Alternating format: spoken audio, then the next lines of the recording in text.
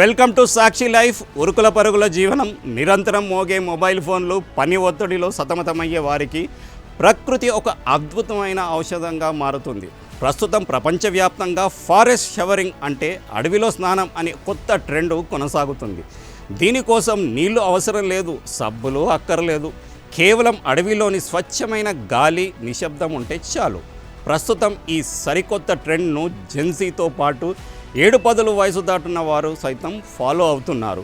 అసలు ఏంటి forest showering trend అనేది ఇప్పుడు తెలుసుకుందాం.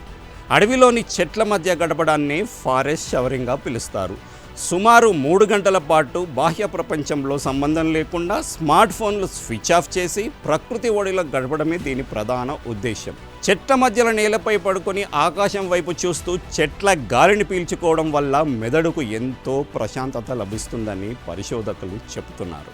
నిరంతర ఆందోళన, ఒత్తిడిని పక్కన పెట్టి ఏకాంతంగా గడపడం వల్ల ఒత్తిడి హార్మోన్లు తగ్గడమే కాకుండా మానసిక ప్రశాంతత లభిస్తుంది. చెట్ల నుంచి వెలువడే పెట్రోనిసైడ్ అనే సేంద్రియ సమ్మేళనాలు మన రోగనిరోధక శక్తిని పెంచడానికి దోహదపడతాయి.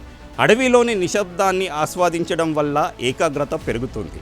అడవిలో గడిపిన ఆ 3 గంటల ప్రయాణం ముగిశాక తిరిగి మనం నివసించే యాంత్రిక ప్రపంచంలోకి అడుగుపెట్టినప్పుడు కొత్త ఉత్సాహం, పునరుత్తేజం లభిస్తాయని ఫారెస్ట్ షవరింగ్ ట్రెండ్ను అనుసరిస్తున్న వారు చెబుతున్నారు. ఆరోగ్యం కోసం రోజువారీ అలవాట్లలో ప్రకృతికి కొంత సమయం కేటాయించడం ఎంతో అవసరమని మానసిక వైద్య నిపుణులు సూచిస్తున్నారు.